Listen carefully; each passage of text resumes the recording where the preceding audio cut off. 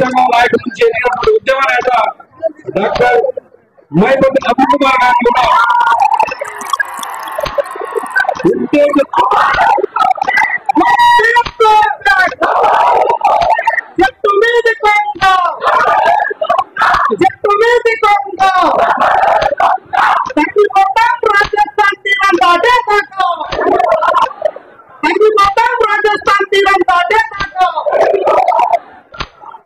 ఈరోజు లంబాడీలో తొలగించే లక్ష్యంగా వివిధ ఆదివాసీ కూడాల నుంచి జెండా ఒకటే, ఎజెండా ఒకటే. లంబాడీలను ఖచ్చితంగా కూడా తరిమికొడగా మనం ఇచ్చేసినటువంటి అశేష ఆదివాసీ అక్కలకు, తమ్ముళ్లకు, అమ్మలకు, విద్యార్థులకు, విద్యార్థులకు అందరూ కూడా ఆదివాసీ జనరేషన్ కమిటీ శిరస్సు ఉంచిన ప్రస్తావిస్తున్నారు. సభాధ్యక్షులు తెల్లం వెంకటరావు గారు, స్టేజీ మీద ఉన్న పెద్దలు, జాయింట్ యాక్షన్ కమిటీ, ఆదివాసీ సంఘాలుగా ఈ దఫా ఉద్యోగం అనేది ఓడిపోవద్దు. ఈ దఫా ఉద్యోగం అనేది ఓడిపోవాలంటే చిలుకు చిలుకు ఏకమై గోదావరి నది ఏ విధంగా ప్రవహిస్తుందో ఆ విధమైన ఉద్యమం రావాలంటే చిన్న సంఘమైనా పెద్ద సంఘమైనా అందరం ఏకతాటికైనా రావాలని గౌరవ జాయింట్ యాక్షన్ చైర్మన్ సీతారామకృష్ణ గారిని మనం చైర్మన్ గా నియమిస్తూ ఉద్యమం నడపడం జరుగుతుంది. చైర్మన్ సార్ గారికి అదేవిధంగా రాజకీయాలకు అతీతంగా ఇవాళ టిఆర్ఎస్, బీజేపీ, కాంగ్రెస్ లేదంటే ఇంకా మిగతా రాజకీయ పార్టీలు అంటే కాదు, ఎవరైనా కానీ ఈ జెండా కిందికి రావాలని పిలుపు మేరకు ఇచ్చేసినటువంటి అన్న యువ నాయకుడు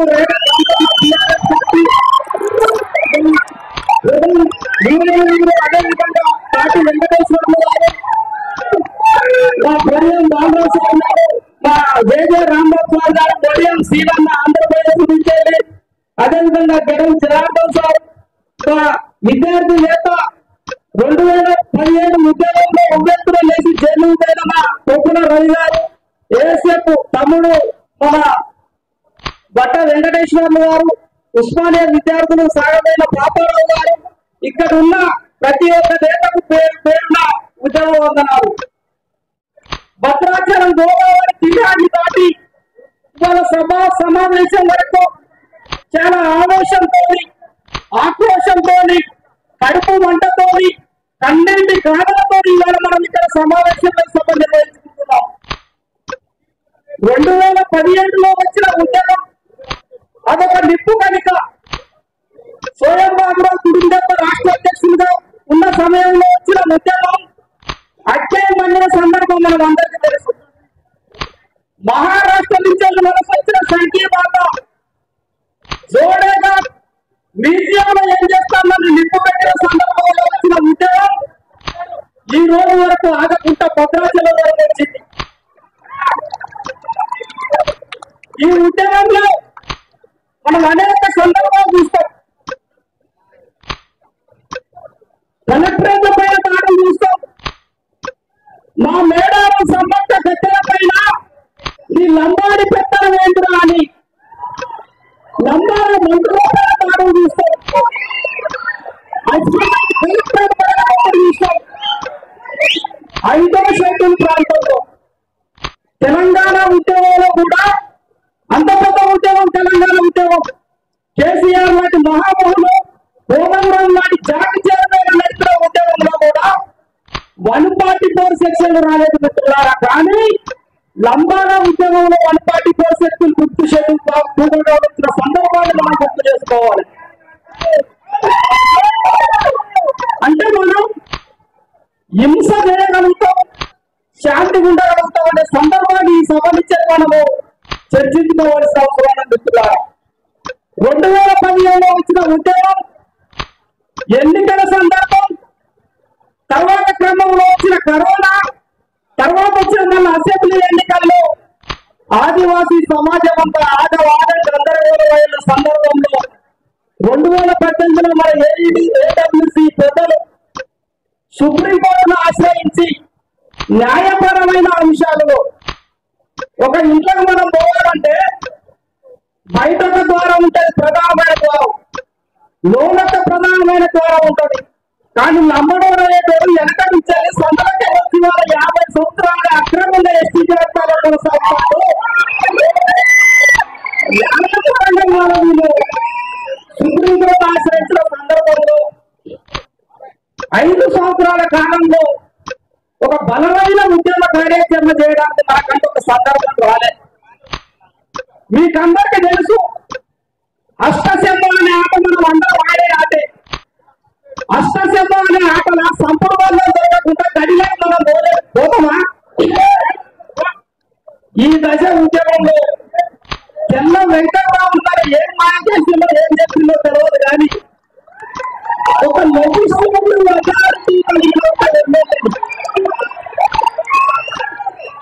మెంబర్ ఆఫ్ లెజిస్లేటివ్ అథారిటీ కలిగిన ఒక ఎమ్మెల్యేని సోయం బాబురావు సార్ అనుసంధానం చేసి సుప్రీంకోర్టులో కేసు ఫైల్ అవడం ద్వారా 2018లో వేసిన కేసుకు సంబంధించిన అంశం అనేది కామన్ ఆదివాసులు వేసిన పిటిషన్ అయితే, ఒక ఎమ్మెల్యే సుప్రీంకోర్టులో ఇంక్లూడ్ అయ్యే పిటిషన్ వేసిన తర్వాత నేరుగా ఇవాళ రాష్ట్ర ప్రభుత్వాన్ని సుప్రీంకోర్టు ఏమని అడిగింది?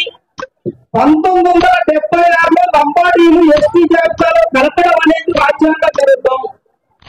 ఆర్టికల్ 342 అనేది ఒకవేళ లంబాడీలు ఎస్టీలు లేకుంటే రాష్ట్ర ప్రభుత్వం దగ్గర ఉన్న ఆధారం లేకుంది.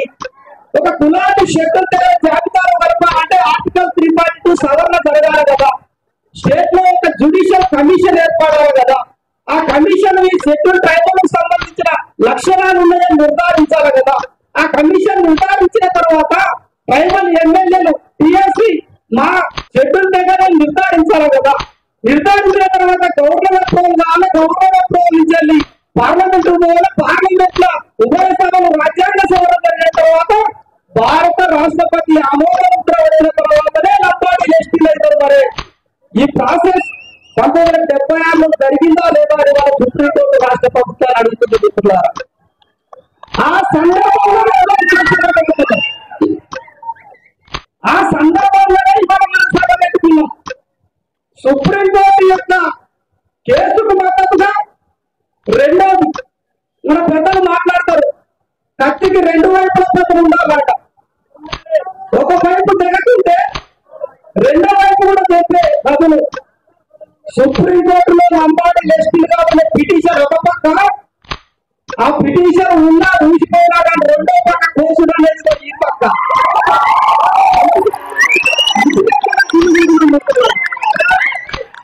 అందుకే ఇవాళ మనం సభ పెట్టుకున్నాం. అందుకే ఇవాళ మనం మాట్లాడుకుంటాం. ఈ దశ ఉద్యమంలో దయచేసి మిత్రులారా ఓపికగా సహనంతో ఇవాళ ఈ పోరాటాన్ని మనము ముంగడికి తీసుకుపోవాల్సిన అవసరం ఉన్నది. ఈ పోరాటాన్ని మనము ముంగడికి తీసుకుపోయే క్రమంలో ఇది రెండో దశ మలిదశ ఉద్యమంగా ఇవాళ మనము సుందర రామకృష్ణ సార్ గారిని మనం ముంగడికి తీసుకొని వచ్చినాం. ఇవాళ నేను జాయింట్ యాక్షన్ కమిటీ చైర్మన్ సంఘాలు ఉస్మానియా యూనివర్సిటీలో ప్రవేశపెట్టేటప్పుడు నేను సార్కు చెప్పిన, ఒకటి తెలంగాణలో జాయింట్ యాక్షన్ పేరు మీద గుడేలన్నీ ఆర్గనైజ్ అయితేనే ఉద్యోగం వస్తుంది. బరాబర్గా ఈ దెబ్బ మనకు తెలవాల్సిందే. రాయబండ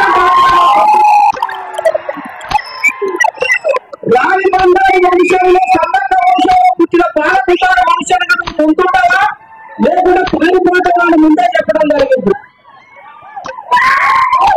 ఆయన నిలబడుతున్న తర్వాతనే మన పోరు మార్గంలోకి వచ్చిన మిత్రులారా. కాబట్టి కొంత మనకు ఆవేశంతో పాటు ఆలోచనతో కూడిన ఉద్యమాలు చేయాల్సి వస్తుంది.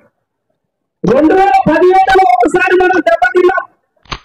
2025లో పెట్టిన ఉద్యమం ఖచ్చితంగా విజయ తీరాలకు చేరుతుందని కూడా ఈ సభ నుంచి విన్నవిస్తున్నాను.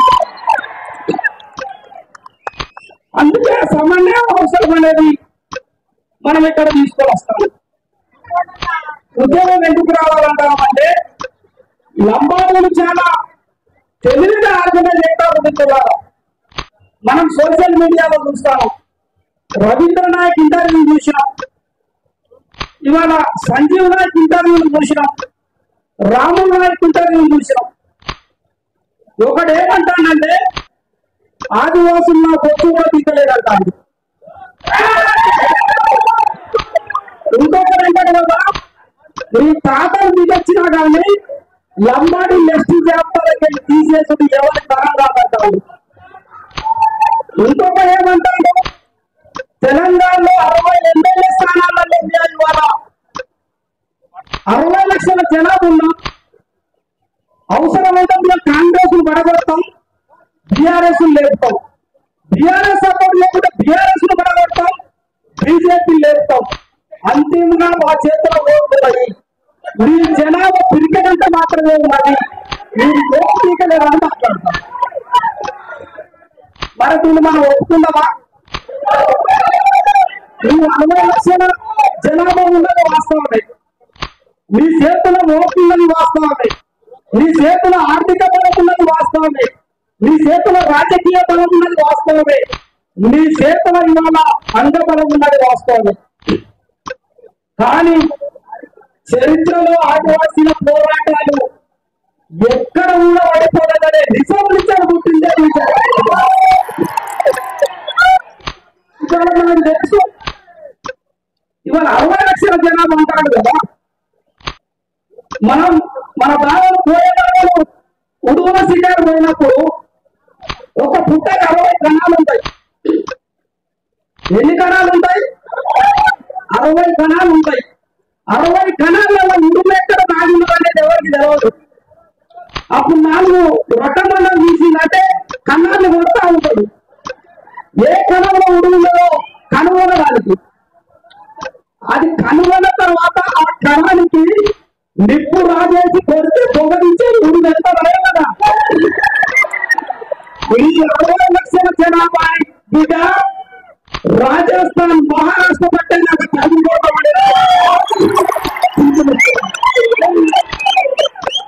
ఎక్కడ కూడా మనం భయపడలేదు. శాంతియుత పోరాటంలో 2వ దశ పోరాటం ఉంటుంది. శాంతియుతం ఎందుకని అంటామంటే లంబాడీల బలం పెద్దది.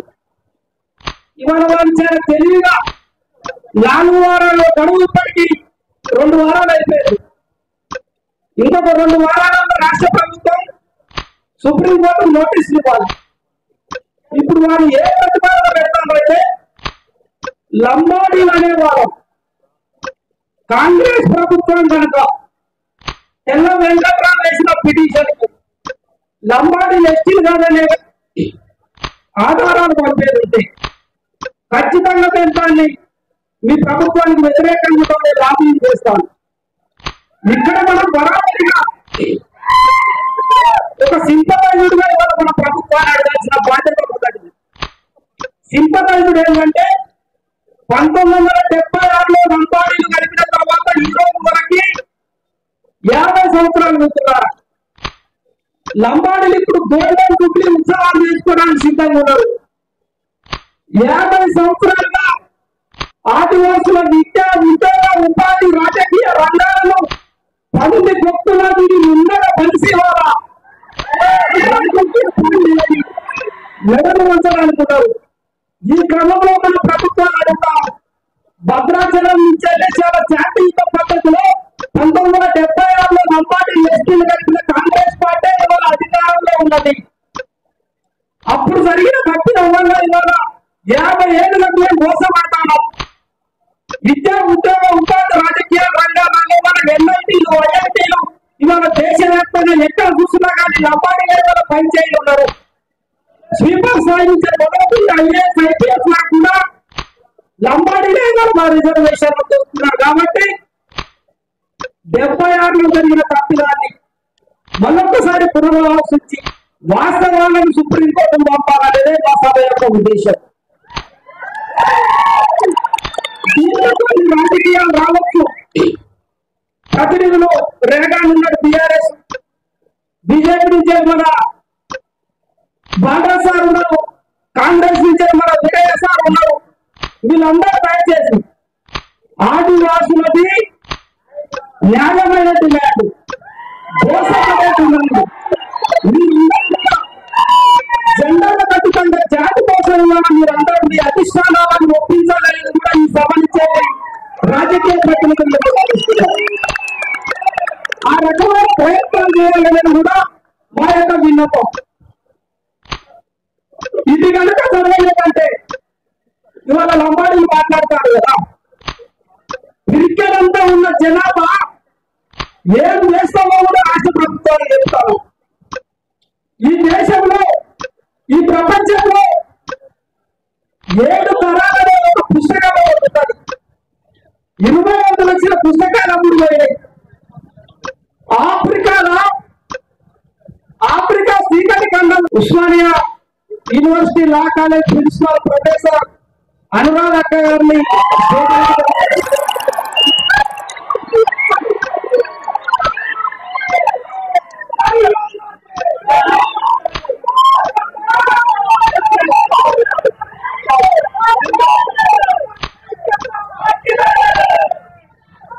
ఆఫ్రికా చీకటి ఖండంలో 7 తరాలు ఒక జాతి దేశాలతో వస్తారు మిత్రులారా.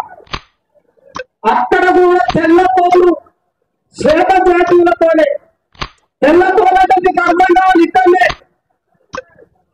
శ్వేత జాతీయులు 700 సంవత్సరాలు ఆఫ్రికన్ ట్రైబ్స్ ని బోస పెట్టి హింసించి మహిళలను అత్యాచారం చేసి అండమాన్ లాంటి జైలు వేసి కొన్ని సంవత్సరాల పాటు స్నానాలు లేకుండా మహిళలని అక్కడ ఉన్న ట్రైబల్స్ ని ఘోరంగా హింసించిన తర్వాత 7 తరాల తర్వాత 700 సంవత్సరాల చరిత్రను తిరగరాసి అక్కడ ఆదివాసులు కొనుకొచ్చి విముక్తిని కల్పించుకున్న చరిత్ర. 700 సంవత్సరాల చరిత్రను తిరగరాసిన ఆదివాసులకే ఇవాళ 60 లక్షల లంబాడీలు సవాలు చెప్తారు. 60 లక్షల లంబాడీలు సవాలు చెప్తారు. జోడేఘాట్ కొండల్లో కేవలం 200 సైన్యంతో 12 గ్రామాన్ని ఏకం చేసిన కొమరం భీం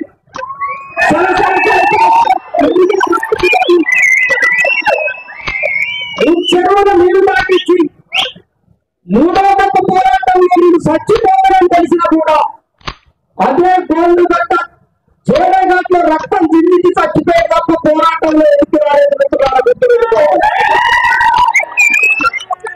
12 కూడా పోరాటం వల్ల భారత రాజ్యాంగంలో ఒక 5 షెడ్యూల్ తీసుకొచ్చింది. 18 రాష్ట్రాలలో ఇవాళ 5 షెడ్యూల్ అమలు ఉండదు.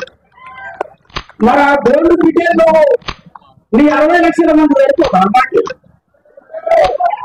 ఏమైనా బిర్సాపిల్ల పోరాటం చూసుకున్నా, సోయల్ నంబర్ పోరాటం చూసుకున్నా, ఆదిలాబాద్ లో 1000 ఊర్ల నదికి ఏడాదిన రామ్జీ గౌడ్ చేత చూసుకున్నా, 1000 మంది తోటలను సజీవంగా ఉడితీసి నిర్జీవులు చేసినా కానీ రామ్జీ గౌడ్ చచ్చిపోయిన తప్ప తన గోల్డ్ జెండాను మాత్రం వదిలిపెట్టలేదు మిత్రులారా. అంటే నువ్వు ఆ పోరాటం మీరు అంటే పోరాటం అనేది చెప్తారా? ఆ వారసత్వం పంచుకున్న బిడ్డలతో నువ్వు ఏం తీస్తారని నువ్వు మాట్లాడతావా? బిడ్డ బొచ్చు భీముడు రాని ఐశ్వర్య పేరు డిక్లేర్ చేసినాం, డిక్లేర్ చేసినాం. ఏం చేసినాం? మేడారం సమ్మక్క జాతరలో గుండు గీకాలంటే చిన్న పిల్లలు ఏడుతా ఉంటారు. ఏడ్చేటప్పుడు ఏం చేస్తాం? పల్లెల సందులో తలకాయ పెట్టి ఉన్నది గీకుతాం. పెట్టి పల్లెల సందులో తలకాయ పెట్టి మొండి కత్తితో గీకి రాజస్థాన్ మహారాష్ట్ర జంటాడితే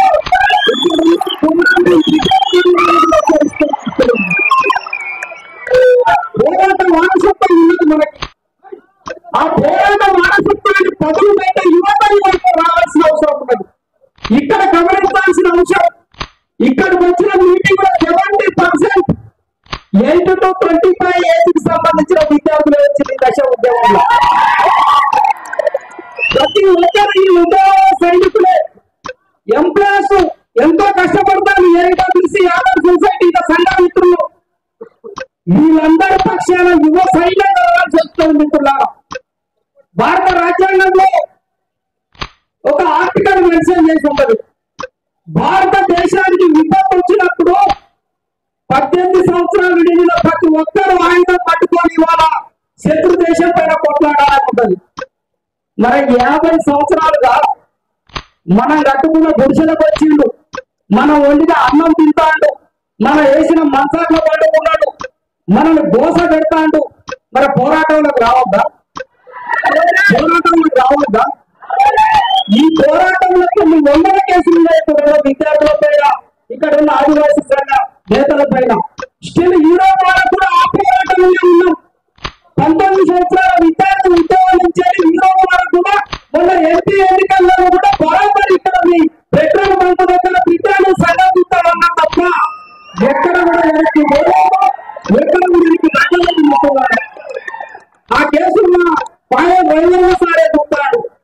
నాకు లాయర్ ఫీజులు ఇవ్వాలని పైసలు లేవు కదా, ఆయన ఫీజు ఇచ్చేది లేదు, రివర్స్ మార్క్ మూడబెట్టి పంపుతాడు కోర్టు కొట్టే. మా తమ్ముడు వాసం మానవుడు మహబాబు కోర్టులో నమ్మడం ఎన్నికల పాట పాడిల్లాగా కేసు సేవానామ సేవ పెడితే మహబాబు కోర్టు పోతే మా లాయర్ ఉంటాడు, ఆనంద్ లాయర్. ఎక్కడ కూడా లాయర్లకు పైసలు ఇవ్వకుండా నచ్చేదే మన లాయర్లు ఉన్నారు. కాబట్టి మిత్రులారా నేను చెప్పేది ఒకటే, ఇక్కడ ఉన్న యువకులు కదలాల ఉద్యమంలోకి ఈ తప్ప తాను పేదలను తెలుసుకున్నారు, ఒక పరిష్కార మార్గాన్ని చూపెట్టుకున్నాం. రానున్న విద్యార్థులకైనా కానీ మనం ఒక దిశ నిర్దేశాలు ఇవ్వవలసిన అవసరం ఉంది.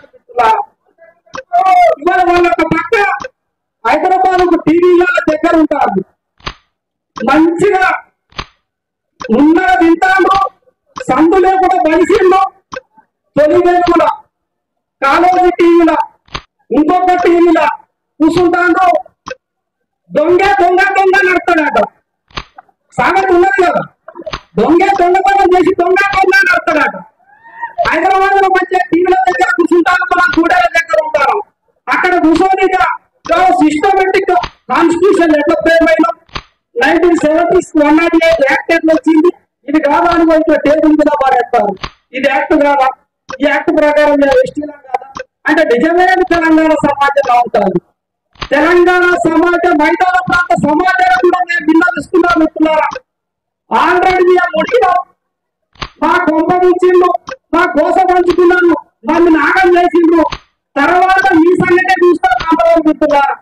కొంతమంది మాట్లాడతారు మైదాన ప్రాంతంలో, కొంతమంది ఏం మాట్లాడతారు అంటే తెగల మధ్యన శిక్షేతకయ్య వర్గీకరణ చేసుకోవచ్చు కదా, మీరందరూ ఒకటే కదా, మాతో కంచపప్పు లేదు, మంచపప్పు లేదు, ఆ గూడానికి కట్టాకి సంబంధం లేదు, వాడు మా అయ్యకు పుట్టినోడు కాదు, అమ్మకు పుట్టినోడు కాదు, నువ్వెట్లా డిక్లేర్ చేస్తావు భయ వర్గీకరణని?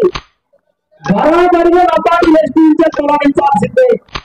రేపు పొద్దుగాల తెలంగాణ మైదాన ప్రాంతంలో ఉన్న బీసీ ఎస్సీ ఓసీ కులాలను కూడా భద్రాచలం సార్ ఒక డిక్లరేషన్ ఇస్తాను, రాసి పెట్టుకోండి. సమయం రేపు రాసి పెట్టుకోండి. ఆంధ్ర వలస ఎట్లయితే వలస మాట్లాడినాము, ఆంధ్ర వలస వచ్చి తెలంగాణలో విద్య ఉద్యోగ ఉపాధి నీళ్లు నిధులు నియామకాలని ఆంధ్ర తీరం దాకా తడిపి పెట్టినాము. ఇవాళ మహారాష్ట్ర బీసీ, ఛత్తీస్గఢ్ ఎస్సీ, రాజస్థాన్ ఓసీలుగా ఉన్న లంబాడీలు అసంఖ్యాకంగా తెలంగాణకు వచ్చి లక్షలాదిగా ఇవాళ తెలంగాణలోకి చేరి ఇవాళ మీకు ప్రమాదంగా మారింది. విచిత్రం ఏంటంటే భారతదేశంలో ఎక్కడ ఉంటుందని 10 రూపాయల టికెట్ 15 రూపాయల ప్రయాణంలో ఎస్టీలు అయిపోతాం. మహారాష్ట్ర బళ్ళారా తేలితే ఆదిలాబాద్ కాగజాలు 15 నిమిషాలు 10 రూపాయల టికెట్. ఆ టికెట్ వంటలో ఉంటారు ఇంకా అందరూ చాలా చాలా ఉంటారు వాళ్ళు. అవి ఆ రకంగా వచ్చిన వలస మా అరెం బాబురావు సార్ డేటా మాట్లాడుతూ ఉంటాడు. 1971లో 1,32,000 జనాభా 2025 వరకు నువ్వే మాట్లాడతాను 60 లక్షలు ఉన్నదని. మరి పంది పిల్లలు కంటే కూడా అంత జనాభా ఉంటారు. ఒక తల్లి ఒక స్త్రీమూర్తి ఒక బిడ్డను జన్మదీయాలంటే 4,000 మొక్కులు వేయాల్సి వస్తుంది.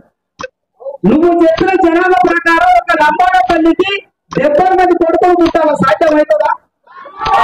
70 మందిని 71 లెక్కల ప్రకారం 70 మందిని కంటే ఇవాళ 60 లక్షల జనాభా వస్తుంది. సాధ్యం అవుతుందా? మరి సాధ్యం కానప్పుడు గుమ్మడికాయల తొందర భుజాలు ఎగిరేసిందాక అట్లా మేము వలస రాలేదు, బోండులే వలస వచ్చింది మహారాష్ట్ర ఇచ్చేది, కోయల వలస వచ్చింది భద్రాచలాన్ని ఇచ్చేది. ఇక ఈ రకంగా ఇవాళ మొత్తంగా కూడా మ్యానిప్లై చేసి వాళ్ళ సమాజాన్ని పక్కపోబట్టే కార్యక్రమాలు లంబాడీ చేస్తారు. ఇది మేము మాట్లాడేది కాదు, తెలంగాణ మైదానం మాట్లాడాలి. ఈ సభ నుంచి మేము డిక్లరేషన్ ఇస్తున్నాం, 15 నుంచి 20 సంవత్సరాల లోపల తెలంగాణ ముఖ్యమంత్రి లంబాడ. రెడ్డిలు, వెలవలు, కంబలను తల తల్లి బొంద పెట్టి బరాబరిగా నందబాబు సీఎం కావడానికి రాజకీయ ప్రణాళికలు జరుగుతాయి. వాళ్ళ మాటల్లోనే మర్మం ఉన్నదని మీరు గుర్తించాలి. 60 స్థానాలు తెలంగాణ అధికారం కావాలంటే 60 స్థానాలే కదా. రేవంత్ రెడ్డి ప్రభుత్వం 60 స్థానాలతో గవర్నమెంట్ ఫామ్ చేసింది. మరి 60 స్థానాలలో లంబాడీలు ఉన్నప్పుడు 60 స్థానాల్లో 120 స్థానాలు కావా? అప్పుడు ఆ రకంగా ఇవాళ లంబాడీలు రాజకీయ ప్రమాదం ఉన్నది. నీ రెడ్డి కోట మహమ్మద్ ఏమైపోయింది? లంబాడ కోట కాలేదా? నీ దేవరకొండ రెడ్డి కోట ఏమైపోయింది? లంబాడ కోట కాలేదా? ఎమ్మెల్యే ఎవరు, ఎంపీ ఎవరు, దేవరకొండ ఎంపీ ఎవరు, ఇవాళ మైదాన ప్రాంతంలో కార్పొరేటర్లు ఎవరు, ఎంపీటీసీ ఎవరు, సర్పంచులు ఎవరు, ఇవాళ ట్రేడర్స్ ఎవరు, వ్యాపారస్తులు ఎవరు, తెలంగాణ జనగల యొక్క రక్తాన్ని పెంచుకునేది కూడా లంబాడీలో చెప్తున్నారా? మైదాన ప్రాంతం బరాబరి చెప్పుకోవాలి. మొన్న మార్వాడి గోపాటి ఉద్యమం చేసినాం. మార్వాడి గోపాటి ఉద్యమంలో మా సాగవంద ప్రాంతాలలో ఉస్మానియా యూనివర్సిటీ టైర్లు కాలబెట్టి వెళ్ళిపెట్టారు. మా బట్ట వెంకటేశ్వర మా వాళ్ళంతా నిలబడున్నారు. మరి మీరేటున్నారు లంబాడీలు? మార్వాడిల వైపు లేరా?